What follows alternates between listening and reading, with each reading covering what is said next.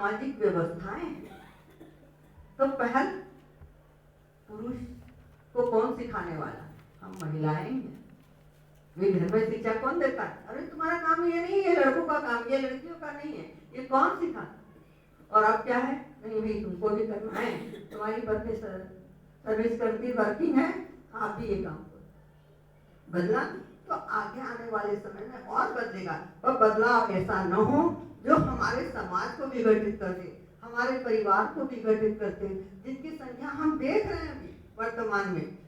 सहनशीलता होना चाहिए हमारी। क्या है, सशक्त होना है तो सहन शक्ति में पेशेंस रखिए।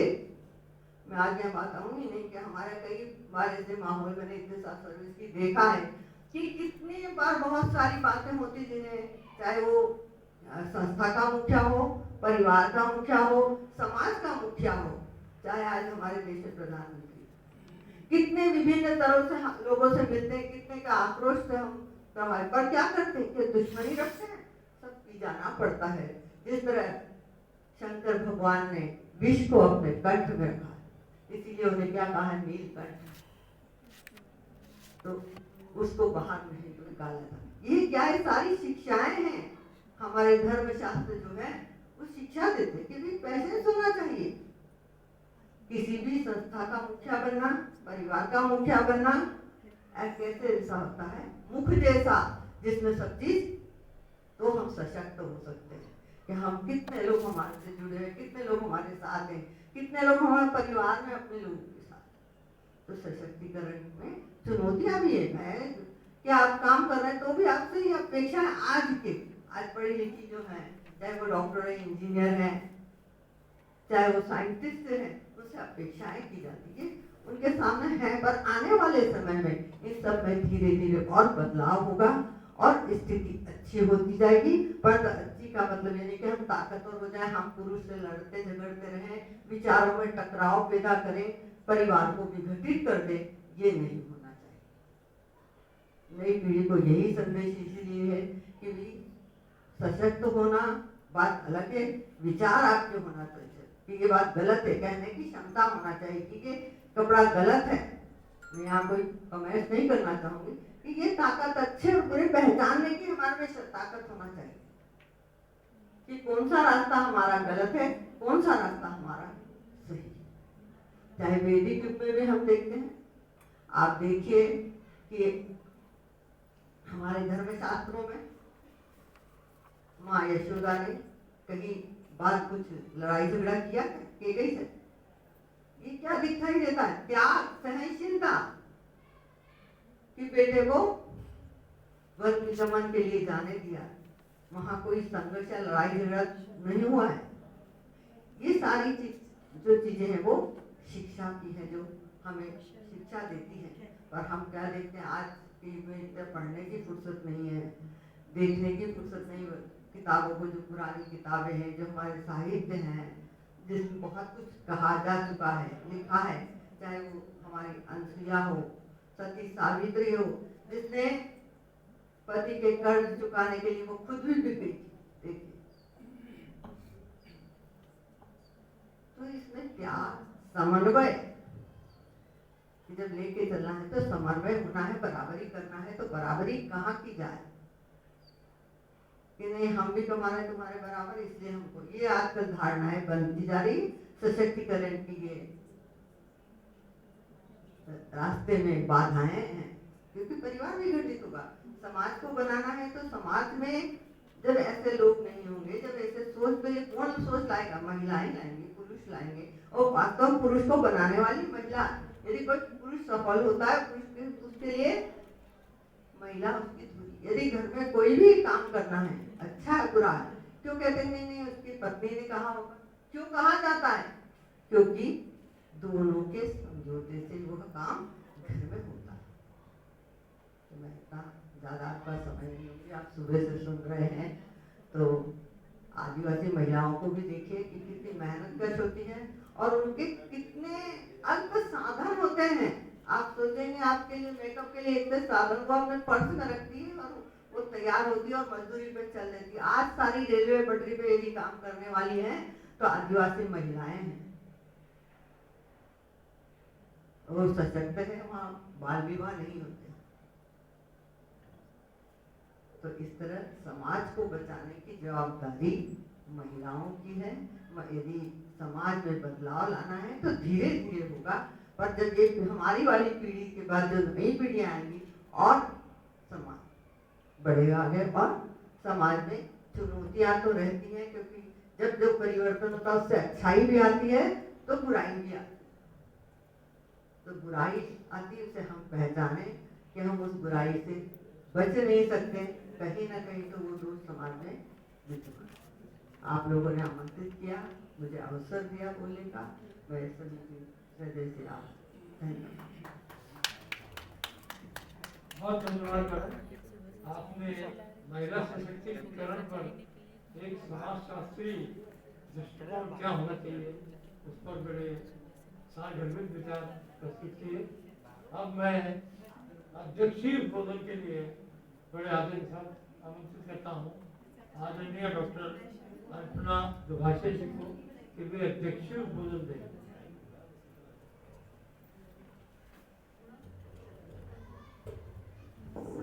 बहुत बहुत धन्यवाद। मैं सर्वप्रथम ज़्यादा नहीं बोलूँगी क्योंकि मुझे मालूम है आप लोग थक चुके हैं।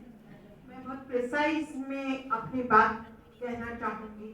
तो सर्वप्रथम मैं नीलिमा वर्मा मैडम जो विभाग अध्यक्ष हिंदी हैं और जिन्होंने विषय रखा महिला सशक्तिकरण चुनौतियों और संभावनाएं, मैं उनको साधुवाद, धन्यवाद और आभार और बहुत सुंदर सेमिनार, एक दिवसीय सिंपोजिया कराने के लिए उनको और उनकी टीम डॉक्टर मधु चंद्र शुक्ला, फिर आपके गुप्ता जी और हमारी सीमा मैडम, इन लोगों ने इतनी मेहनत से इसको चॉक आउट किया, तो उसके लिए सबसे पहले मैं उन लोगों को साधुवाद देती हूँ।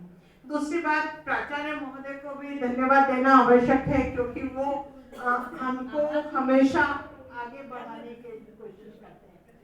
नहीं थोड़ा जी। और फिर हमारे जनभागीदारी अध्यक्ष और इन सब का रहा, और ये जो अर्चना गर्डेकर मैडम बोली और शालिनी सक्सेना मैडम ने तो बिल्कुल बहाल ला दी, इतना सुंदर बोली वो, और ऐसा लगने लगा कि महिला अब हमेशा के लिए सशक्त हो गई है।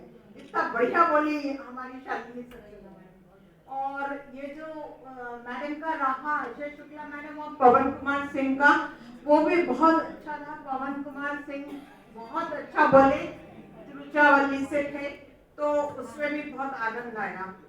तो कुल मिलाकर ये जो एक दिवसीय जो हमारा सेमिनार रहा है वो मैं समझती हूँ पूरी तरह सफल रहा है।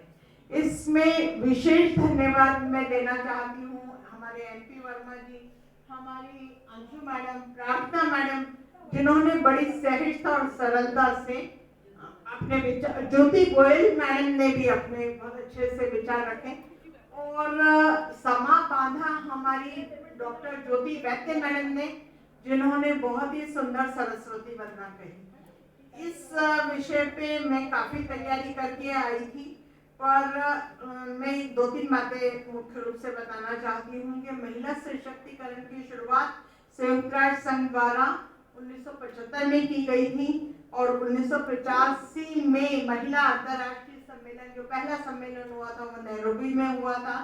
और लवरेज EDU ये एक प्लेटफॉर्म है जिसमें 60% महिलाएं जुड़ी हुई हैं। ये महिलाओं को आत्मनिर्भर बनाने के लिए काम करता है।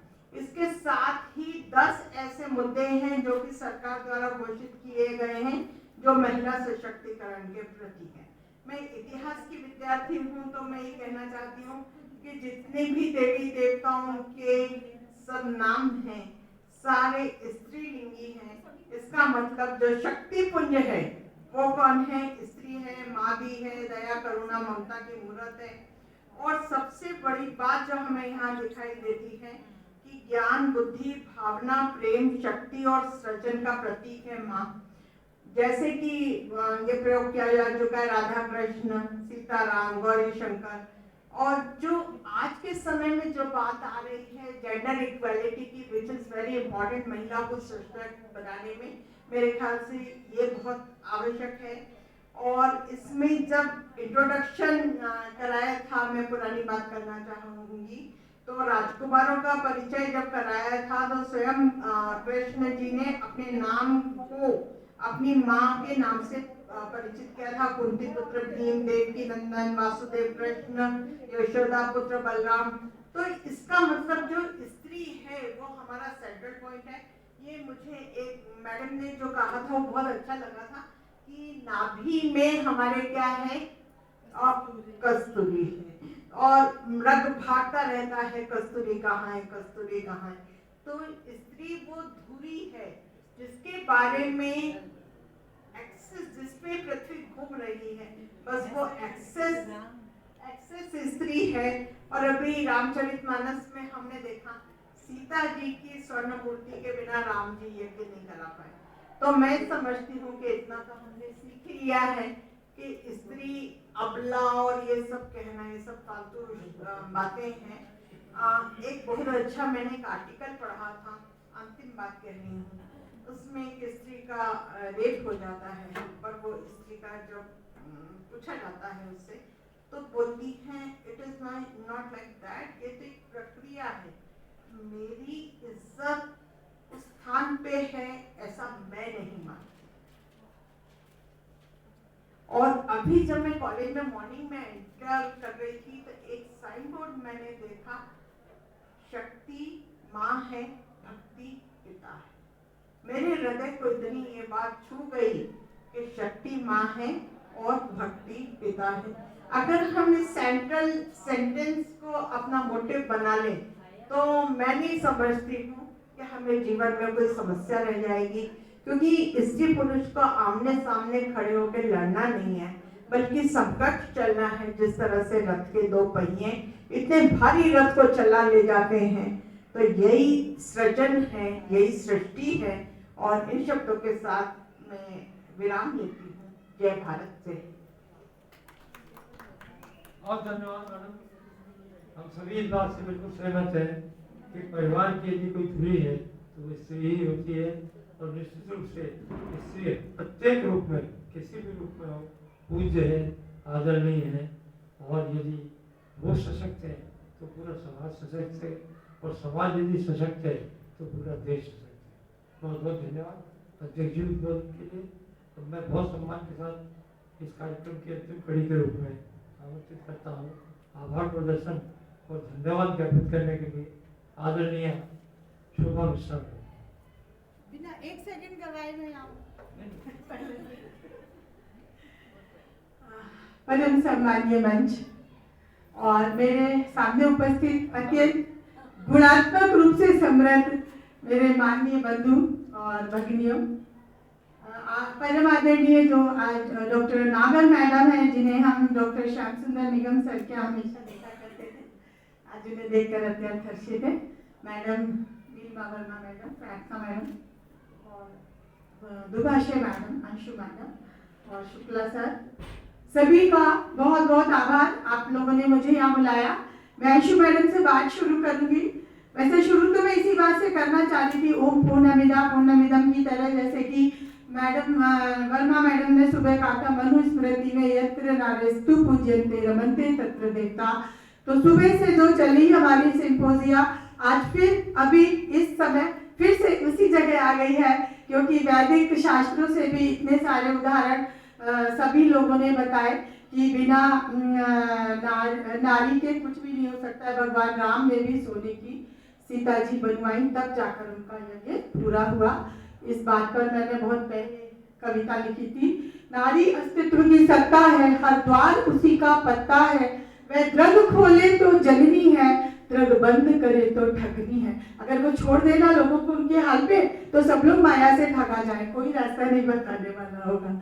द्रग बंद करे तो ठगनी है, नारी की पूजा करने वालों, नारी का ना अपमान करो, वह देवी ही बन जाएगी, उसका तुम सम्मान करो।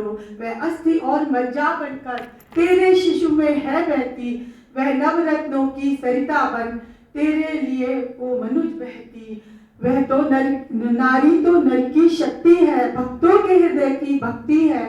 वे चाहे तो कान्हा की बंसी बन मोहे सबको, वो चाहे तो काली बन विध्वंस करे असुरों को, विध्वंस करे असुरों को। तो नारी तो स्वयं शक्तिशालिनी है, कहने की जरूरत ही नहीं है। और ये सारा बस समझ लीजिए, हम लोग रिवाइंड कर रहे हैं हर चीज को कि हम शक्ति के पुंज हैं। पर ये हर नारी को समझना होगा। इसको समझने के लिए उसे अच्छे विचारों का अनुमोदन करना होगा, अच्छे मित्र वृंदों के साथ घूमना होगा, अच्छी परंपराओं का निर्वहन करना होगा, अच्छे वातावरण में अपनी ग्रोथ करनी होगी, अपने बच्चों की ग्रोथ करानी होगी, और हर जगह सतर्कता पूर्ण। देखिए, स्वतंत्रता और स्वच्छंदता में बहुत अंतर है। हमें हर स्त्री और पुरुष को स्वतंत्रता और स्वच्छंदता में अंतर करना सीखना होगा।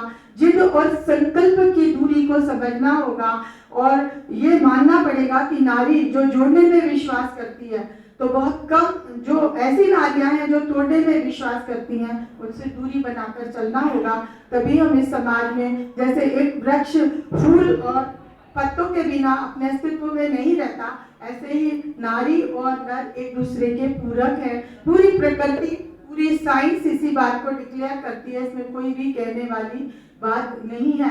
बस मैं ये कहना चाहती हूँ कि हमें अपनी शक्ति को पहचानना होगा, हमें गलत बातों को ना करने की हिम्मत करनी होगी, हमें अपने कंफर्ट जोन से बाहर निकलना होगा, उचित और अनुचित में भेद करना सीखना होगा। चाहे हमारे घर में हो, चाहे हमारा उठना बैठना हो, घर में हम इसलिए नहीं लड़ाई करते घर टूट जाएगा, नहीं, अगर हम विवेकपूर्ण शांतिपूर्ण ढंग से अवज्ञा करेंगे। इसलिए मुझे गांधी जी की सविनय अवज्ञा बहुत अच्छी लगती है और स्त्रियों के लिए बड़ी यूजफुल है। आप किसी भी तरीके से अपनी सीमा को पार नहीं कीजिए, लेकिन गलत बात को विनय पूर्वक गलत कहना सीखिए, तब हर नारी सशक्त होगी और किसी भी नारी को पारिवारिक हिंसा का भी शिकार नहीं होना पड़ेगा। और ऐसी बहुत सारी बातें हैं जो हम पढ़ी लिखी महिलाएं जो समाज में, या बहुत सारे वर्गों की, चाहे वो डॉक्टर हो, वकील हो, इंजीनियर हो, या किसी भी सेक्टर में काम कर रही हो, अपने साथ वाली महिलाओं को उनके अस्तित्व के प्रति चेतित होना सिखाएंगे कि वो दूसरे के लिए साधन नहीं है, तो अपने आप समाज में नई क्रांति आएगी। और जिस बात के लिए सिंपोजिया किया गया है कि नारी सशक्तिकरण, चुनौतियां एवं संभावनाएं, तो चुनौतियां तो वाकई जीवन में आती हैं, पर उन्हें हम ओवरकम कैसे करें, ये हम जैसी मतलब जो सशक्त महिलाएं ऑलरेडी हो चुकी हैं, उन्हें उनका सहारा बनना होगा, क्योंकि समन्वय में ही समग्रता का विकास होता है। और हम एक हाथ बढ़ाएंगे, देखिए 10 हाथ हमारे पास आ जाएंगे। और मैं ये बताना चाहूंगी कि जो भगवान राम सूर्यवंशी थे, सूर्य की 12 राशियां होती हैं, वो भी स्त्रीलिंग होती हैं। कितनी भी बहुत सारे जो गुण हैं वो बहुत सारे स्त्रीलिंग है, चेतना भी स्त्रीलिंग है, आत्मा भी स्त्रीलिंग है, प्रकृति भी स्त्रीलिंग है, बहुत सारी देवियां स्त्रीलिंग है। भगवान कृष्ण की जो 16 कलाएं हैं वो भी स्त्रीलिंग है। देखिए, श्री है, भू है, कीर्ति है, इला है, लीला है, कांति है, विद्या है, उत्कर्षिणी है, और विमला है, ज्ञान है, क्रिया है, योग है, प्रहवी है, सत्य है, स्ना है, अनुग्रह है। तो जहाँ जहाँ हम देख रहे हैं, बिना स्त्री के कोई भी चीज, कमिटमेंट पूरी हो ही नहीं सकती। अंत में, चूंकि आप सब लोगों ने बहुत समय दिया और मैंने भी आप लोग का समय ले लिया, अंत में मैं यही रामधारी सिंह दिनकर की पंक्तियों से लास्ट कहूंगी कि हाँ, एक्चुअली मेरे शोध पत्र का तो मैंने वर्णन जो शीर्षक था मेरे शोध पत्र का, आध्यात्मिक चेतना और महिला सशक्तिकरण। इसमें मैंने ये बताया था कि बिना आध्यात्मिक चेतना के कोई भी महिला आगे उतना नहीं बढ़ सकती, सेफ्टी, सतर्कता और सुरक्षा की दृष्टि से, क्योंकि उसकी इंटरनल स्ट्रेंथ ही उसको बहुत सारी ताकत देती है। और शोध पत्र में मैंने अपनी गुरु माँ जी को मैंने खुद देखा है, सुना है, समझा है, अनुभूत किया है। 300 पुस्तकें उन्होंने ग्रंथों की रचना की है और उन्हें स्वयं धैर्य वाणी मिलती थी, और उन्होंने न केवल अपने परिवार को संपन्न किया, समाज को संपन्न किया, लाखों घर उनके सद्वचनों से प्रकाशित हो गए और आज भी उनसे दिशा निर्देश पा रहे हैं। तो हम खुद सशक्त बनेंगे, तभी हम समाज को सशक्त बना पाएंगे। मेरी जो गुरु माता जी, उनका जन्म 25 मार्च 1931 को हरदोई में हुआ था। उनका पूरा विवरण मैंने शोध पत्र में दिया है कि किस प्रकार आध्यात्मिक शक्ति को प्रकाशित करके उन्होंने सारे अपने आसपास और पूरे इलाकों को, लखनऊ और कानपुर उनका कार्य क्षेत्र है, तो हरदोई की तरह बहुत सारे लोगों को उन्होंने सत मार्ग पर लगाया। और वो साफ कहती हैं कि जो